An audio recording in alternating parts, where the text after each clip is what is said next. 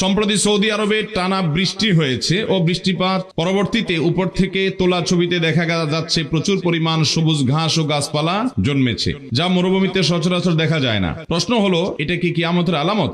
ভাই, এ বিষয়ে আরো কয়েকজনই দেখি প্রশ্ন করেছেন এবং এ বিষয়ে গত কয়েকদিন আগে সময় টিভি থেকে একজন সাংবাদিক জানতে চেয়েছেন, সেখানে আমি কিছু কথা বলেছি। সে আলোকে আমরা বলতে চাই, নবী করিম সাল্লাল্লাহু আলাইহি ওয়াসাল্লামের একটি হাদিস বিশুদ্ধভাবে বর্ণিত হয়েছে। তিনি বলেছেন, লা তাকুমুস সাআহ হাত্তা তাউদা আরদুল আরব মুরুজাও আনহারা।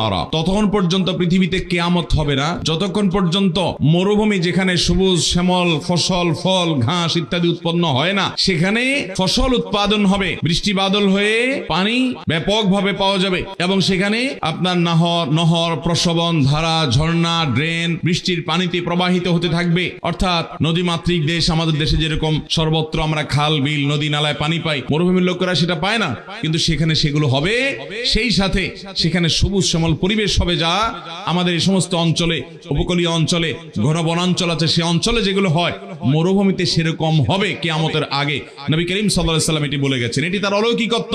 তার এই হাদিসকে শত শত এই হাজার বছর পর্যন্ত পৃথিবীর মানুষ বুঝতে পারেনি, এখন আমাদের বোঝার মতো সুযোগ তৈরি হচ্ছে। শত শত হাজার বছর পর্যন্ত এরকম হয়নি, এখন আস্তে আস্তে হচ্ছে। অতএব এটি ঠিক যে কিয়ামতের আগে মরুভূমিতে সবুজ শ্যামল গাছ ঘাস ব্যাপকভাবে হবে, নদী, নালা, খাল, বিল পানি প্রবাহিত হবে, বৃষ্টি বাদল হবে, যেটা মরুভূমিতে সচরাচর হওয়ার কথা নয়।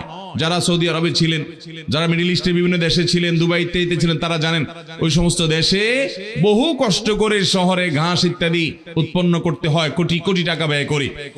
আপনার সেখানে বৃষ্টি বাদল সেভাবে হয় না, এবং মরুভূমিতে যে গাছগুলো হয় রুক্ষ, সেগুলোতে সবুজ তেমন কোনো পাতা পাওয়া যায় না। অত্যন্ত গরমে উত্তাপে সেগুলো থাকে হলো একেবারে রুক্ষ কিসিমের। এই ধরনের সামান্য কিছু গাছ পাওয়া যায়, ঘাস একেবারে বিরল দুর্লভ বিষয়। আজ বিশেষ করে যে ঘটনা বলা হচ্ছে, বৃষ্টির কারণে দেখা গেছে উপর থেকে দেওয়া ছবিতে যে চতুর্পাশে পাথরের ফাঁকে ফাঁকে সেখানে সবুজ ঘাস গজাচ্ছে, সবুজ হয়ে যাচ্ছে। এটা হওয়ার কথা ছিল না, কিন্তু হচ্ছে।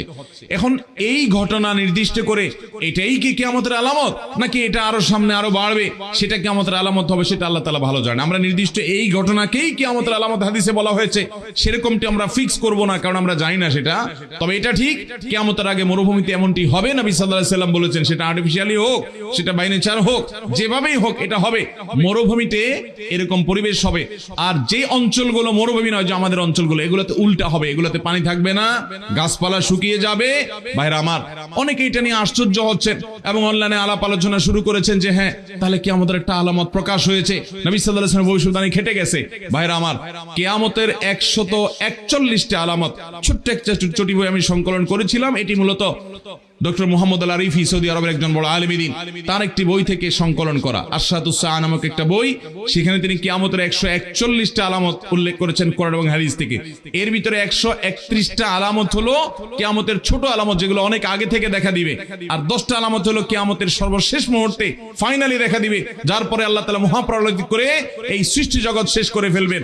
প্রত্যেক ঈমানদারকে বিশ্বাস করতে হবে যে আমাদের সবাইকে কিয়ামতে দাঁড়াতে হবে, তার আগে মহাপ্রলয় হবে, সব শেষ হবে, তুলার মতো উঠতে থাকবে।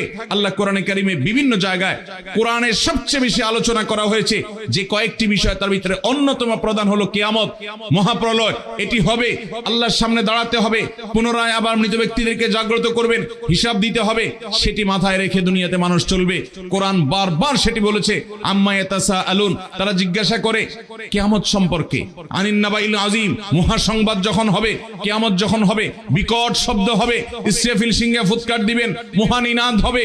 এই নিনাদে গোটা পৃথিবীর, গোটা সৃষ্টি জগতের সব তুলার মতো উঠতে থাকবে, সব শেষ হবে এবং সকল ফেরেশতারা মারা যাবে। আল্লাহ তখন বলবেন, লিমানিল মুলকুল ইয়াউম লিল্লাহিল ওয়াহিদুল কাহার, আজ কার রাজত্ব আছে, সব শেষ হয়ে গেছে।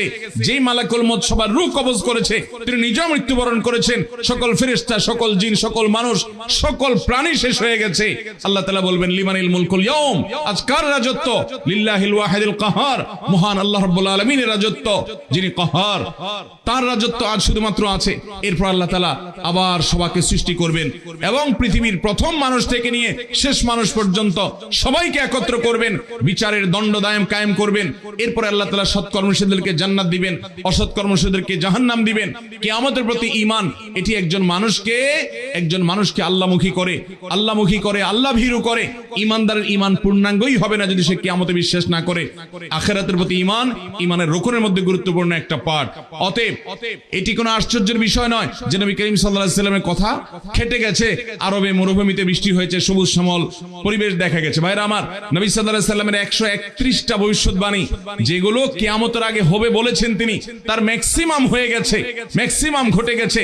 তার মধ্যে একটা হলো তিনি বলেছেন রিআ আশ-শাইয়াতাতাওয়ালুনা ফিল বুনিয়ান, যারা ছাগলের রাখাল, ভালো করে শুনেন, যারা ছাগলের রাখাল এরা পৃথিবীর বড় বড় শহরের বড় বড় দালান কোঠাগুলো তারা নির্মাণ করবে।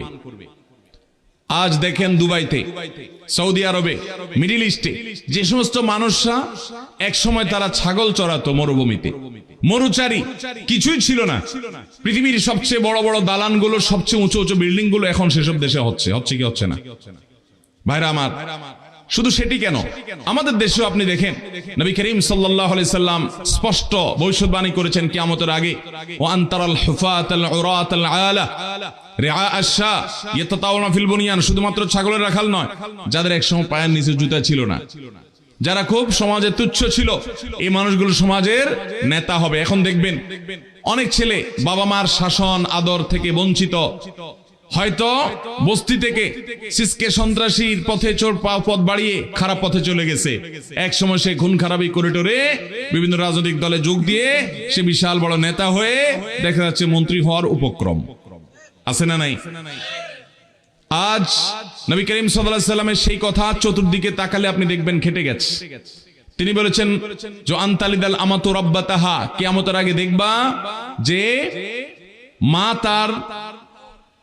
মা তিনি জন্ম দিয়েছেন তার সন্তানকে, অথচ সন্তান মায়ের সাথে প্রভুর মতো আচরণ করছে, মাকে কাজের বুয়া লোকের মতো, কৃতদাসীর মতো আচরণ করছে। তার মানে দাসী তার সন্তানকে জন্ম দিবে, দাসী সন্তান জন্ম দিবে, যাকে জন্ম দিবে সে মালিক হবে। এর একটা ব্যাখ্যা এটাও যে সন্তান মায়ের সাথে দাসী সুলভ আচরণ করবে, নিজেকে মালিক ভাব নিয়ে চলবে। আজকে সমাজে হয়ে গেছে কি যায় নাই? অথচ আজ থেকে 20 বছর আগেও, 30 বছর আগেও, 25 বছর আগেও যারা সিনিয়র আছেন, বয়সে বেশি আছেন, তারা আশেপাশে লক্ষ্য করলে এরকম দৃশ্য দেখেন নাই যে সন্তান ছেলে মায়ের সাথে এরকম আচরণ করে, অথচ এরকম আজ অহরহ হয়ে যাচ্ছে।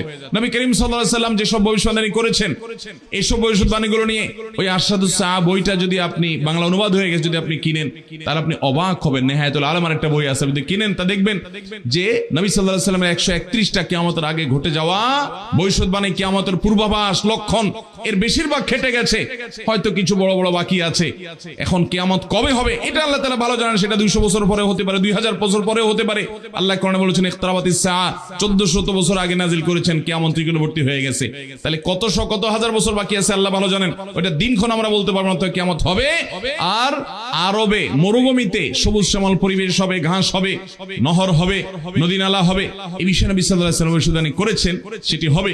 এখন সম্প্রতি যে বৃষ্টি এবং সবুজ শ্যামল পরিবেশ দেখা দিয়েছে, এটাই কি নবী সাল্লাল্লাহু আলাইহি ওয়াসাল্লাম বুঝিয়েছেন কিনা সেটি নির্দিষ্ট করার, সেটি ফিক্স করে বলার ইখতিয়ার আমাদের নাই। আমরা শুধুমাত্র মূল বিষয়টার প্রতি বিশ্বাস রাখবো। আল্লাহ তাআলা আমাদের সবাইকে কিয়ামতের জন্য প্রস্তুতি গ্রহণ করার তৌফিক দান করুন। বহু মানুষ আজ দেখবেন কিয়ামত কবে হবে, কবে ইমাম মাহদি আসবে, কবে অমুক আসবে, এগুলো নিয়ে ঘাটাঘাটিতে অতি ব্যস্ত থাকেন। অবশ্যই এগুলো নিয়ে আমাদের জানতে হবে, কিন্তু অতি ব্যস্ত থাকা যাবে না। এক সাহাবী বলছে, ইয়া রাসূলুল্লাহ, কিয়ামত কখন হবে? মাতাস সাআ। নবীজি বলছেন, কিয়ামত কবে হবে, তুমি কিয়ামতের জন্য কি প্রস্তুতি নিয়েছো সেটা বলো। তখন তিনি বলেন, ইয়া রাসূলুল্লাহ, আমি আপনাকে ভালোবাসি, এছাড়া আর কোনো আমল আমার নাই, প্রস্তুতি নাই। নবী সাল্লাল্লাহু আলাইহি সাল্লাম বলেছেন, তুমি যাকে ভালোবাসো তার সাথে তোমার কিয়ামতে থাকা হবে। এইজন্য ভাইরা, আমরা কিয়ামতের জন্য প্রস্তুতি নিব, ভালো মানুষ হব, আল্লাহর প্রিয় বান্দা হব, হারামকে ত্যাগ করব। আল্লাহ আমাদের তৌফিক দান করুন।